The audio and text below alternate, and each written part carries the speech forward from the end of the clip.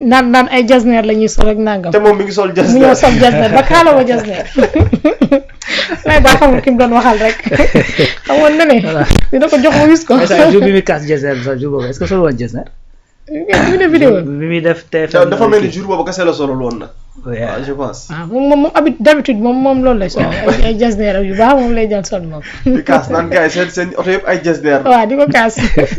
alors Rawane yow tamit ni nga gisee intervention Pape Djibril ak tontu bi nga xam te ne la FM tontu na ko. waaw bon Ousmane de moom wax na boppam nee na moom day defante d'ailleurs loolu sax sénégalais yi moom xam nañ ko bu baax a baax ndax wax dëgg yàlla daa am loo xamante ne nag moom maanaam duma la topp moom dafa fekk ne. fi ngeen jëm a soriwul fi ngeen jëm moo soriwul quoi te saa mi ngi fi waat pour benn législature quoi donc bu dara changé wul ci diggante bi. dese na ko fii au moins 4 ans tu vois donc dafa am nag yoo xamante ni il faut nga koy kii maintenant. xam nga man des fois li may xaw a un peu jaaxal rek ci Pape Djibril mooy des fois buy wax tu as l'impression que dafay ñëw avec comme si dafay dugg dans la peau d'un personnage c'est-à-dire gis nga bokk na ci li gën a bon ci dans une communication mooy ngay àbb personnage wala ngay àbb fit parce que problème bi mooy rôle bi pour tenir ko dans la durée day jafe moo tax tey ñu bari tey dañ naan xàmmeewuñ ko parce que soit na meloon démb ak bërki démb moo nekkoon sa fausse personnalité soit effectivement ni mu mel nii tey dafay jéem a àbb une personnalité pour am benn perception bu mu jox sénégalais yi te loolu amul njariñ c'est-à-dire nit da ngay wane ni nga mel da ngay authentique nit ñi xam la ci ne yow nii nga mel ñu bëgg la ci loolu wala ñu bañ cee ànd ak yow de toute façon ñu bëgg la ñu bañ la bëgg ben ça t'empêche pas de vivre tey xëy na ñi ngay waxta ànduñu ak yow duñu jeex ci réew mi bu doon vote pour vote kese xëy na doo dem assemblée nationale pourtant yàlla yóbbu na la fa parce que programme woon na ne dina am koo xamante ne dina dem ba assemblée nationale ñu dàq ko assemblée pour yow nga ñëw dugg si donc t'as pas besoin dem di créer de la caricature di créer effectivement un personnage pour être in xam nga pour nekk au diapason comme nañ ko daan waxee te j'ai l'impression que parfois loolu moo ci kii moo tax Ousmane ñëw na ci ne ko da ngeen di gis des fois ñoo nga xamante ne xaw ngeen a maasee ci ay at ñu jaar ci benn yoon nga ni fa lay jaar sa war dalaa wax fa ma jaar ku fa jaar tax ban c'est-à-dire nit ki il faut avoir cette capacité d'innovation Ousmane Sonko loolu def ci langue politique gi dafa ñëw indi leneen lu bees lu ñu miinul woon et cetera loolu tax mu mën a démarqué wu loolu la américain di wax Apple loolu mooy seen slogan think different penser différemment parce que soo ñëwee nga rentrer dans un moule c'est-à-dire soit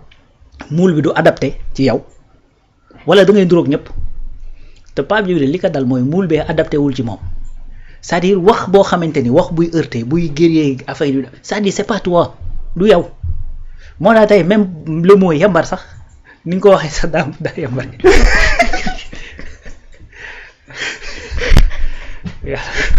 waaw maa ngi tub de c'est que du moom man j'ai l'impression que il a hésité avant de sortir le mot ah bon ça maa ngi tub wala muy tiit di wax rek maa ngi tub wala muy tiit di non wax c'est rek erreur la wallaay erreur pour man il doit rester lui-même ni mu waxee yemba sax dafa yemba dafa nooy quoi. jéem na ko dëgëral rek ay tout waaw coup irrégulier la kay c'est pas dans les habitudes mais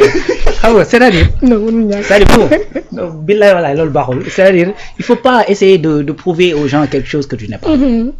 c'est-à-dire tey gis nga non sérieux mënoon nga ñëw poser say questions wax leen na te li ci gën a bizarre mooy pourtant questions yu mu soulever c'est des questions qui sont importantes bien sûr ay questions yu am solo la fii da ngay gis ne ko apporter rek et puis des fois sax da ngay gis ne question bi am na solo certes mais s'il avait pris le temps dem gëstu wala mu laaj avant muy ñëw doon woon jar a poser question bi par exemple ci du jëm ci wàllu Radisson bi c'est-à-dire loolu ben tout le monde est au courant aujourd'hui de ce qui s'est passé Dambo génn na ci def ci ay sorties premier ministre moo joxoon instruction ne leen dañoo nekk ci xew au moins bàyyi leen ba yëf yi passé et cetera le contrat en question loolu Pape Djibril c'est un député bu bindee question laaj ko le ministre da koy jox day mën a xam lan moo ci ne et cetera t'as pas besoin de faire des coups d'éclat ni ko Ousmane di waxee ñu wax benn bu rëy après pour ñu ne woy tel député a descendu le premier ministre et cetera c'est-à-dire t'as pas besoin de faire des coups d'éclat loolu dafa am ñu ko moom am ñu ko moomul man tey gis nga bu ma xëyoon suba rek ñëw fii di rajo ci plateau bi di wax di am nu may waxee c'est-à-dire les gens vont se dire mais qu'est-ce qui se passe le gars lu xew parce que naturellement je suis pas comme ça meluma noonu donc wax bu rëy mën naa tax ñu dégg la mais wax ko de manière claire et concise day tax ñu comprendre la te quand tu es en politique t'as pas besoin d'être entendu tu as besoin d'être compris. Bien sûr. da ngay soxla message bi ngay jàll nit ñi di ko mën a dégg mais tey balaa ngay wax sax ñu ne du fi wax lu am solo. c'est-à-dire loolu mooy problème bi nga xamante ni moom la Pape Djibril am léegi. na ma baal balaa muy wax on le prend plus au sérieux même booy wax lu gën a am solo parce que quand il parle d'une dame qui a avorté. waaw bien que premier ministre après moom tamit am na lu mu ko ci kii quand il parle de travailleurs yoo xamante ne am nañ ay jafe-jafe inondation ba et cetera yu demee loolu c'est des questions sérieuses mais venant de lui c'est même plus sérieux parce que mooy li may wax chaque jour un message peut mën na am importance boo xamante ni foo ko nat weesu na ko ki ko wax yàq ko donc le messager parfois dafay biaiser un message te léegi nag gis nga dafa am loo xamante ni maa ngi la koy wax fii tey daa am pente boo xamante ni boo ci nekkee ba wàcc ci boo deful effort pour dellu si ci c'est-à-dire da ngay gën di wéy di mbëkk di dem rek da ngay gën a dem à la dérive il faut qu'il se reconcentre sur lui-même il faut qu'il se mu reconcentre centré wu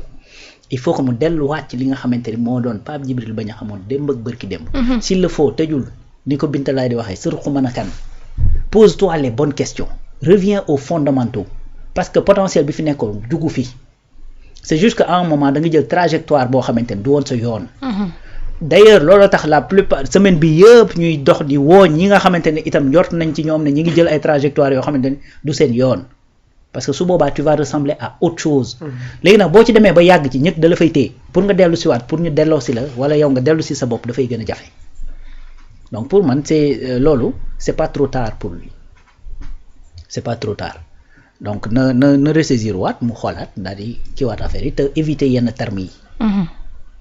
yi c'est-à-dire quelqu'un qui veut se prendre au sérieux wala quelqu'un qui veut que ñu jël ko au sérieux dafa am termes yoo xamante ne doo ko utiliser surtout nag nga jàkkaarloog un premier ministre di waxtaan ak moom donc dafa am loo xamante ni cër sax mayewu ko lu dëgg donc en tout cas ça a été un moment boo xamante ni je pense c'est historique et puis je veux pas dire moo ko yóbbee boppam parce qu'il a eu le courage en tout cas wute na ko ñu bari il a eu le courage moom ñëw na ñëw xaw ma nag ndax courage la wala suicide la woon mais en tout cas il était là-bas def liggéeyu député am parce que dafa am bu dee ñaari nit la wala ñetti nit ñoo xamante ni ñoo gis ne Pape Djibril moo ñu doy ci li nga xamante ni moom la ñu bëgg a représenter ci penc mi demal assemblée nationale nga doxal ñu ko donc ñooñu le respect bi nga xamante ni moom nga leen amal mooy ñëw toog ci assemblée bi def la tax député di dem assemblée nationale tey Tafsir Thioye pourquoi mu war a gën a mën a am cette sérénité war a gën a mën a am ce respect de Ousmane Sonko plutôt que Pape Djibril parce que Tafsir également ay questions la posé et des questions yoo xamante ni parfois ça fâche parce que question compte 1000 milliards bi ku ne xam na ni lu ci ëpp question ruube la pourtant premier ministre da koo tontu calmement sereinement au contraire dafa wax ne sax moom ni nga xamante ne noonu lay doxalee loolu en fait dafa am respect boo xamante ne da ko voué te boo gisee bu koy tontu mais da ngay sentir respect boobu. bien sûr loolu nag taxawaayam la bu jógee dafay ñëw wax li nga xamante ni moo ko tax a jóg wax l'essentiel wax ko ci ay mots yu responsable pare jël ay bagages am dem ñibbi këram bu xëyee dem xëy defi liggéeyam. je crois que loolu ci ku en tout cas ku bëgg a jàppale Pape Djibril ci loolu nga koy woo. bien sûr voilà donc man personnellement ku ma xam-xam ni sur le plan personnel yu ci bari du ma ci dugg mais parfois tu peux pas ne pas parce que lu ñu wax la ci penc mi ñun ñëpp ñu dégg ko. waaw ñëpp ko déggandoo fam ko waxee ñëpp ko déggandoo mu ngi noonu Aïcha ma daal di leen jaajëfal bu baax a baax ci yooyee reetaan ak bon humeur la ñuy daal di yëkkatee li nga xamante ne moom moo daal di nekk jotaay bi moom merci beaucoup comme d'habitude. jërëjëf Rouba maa ngi lay jaajëfal bu baax a baax di jaajëfal Rawane itam borom kuy xam naa bi fay def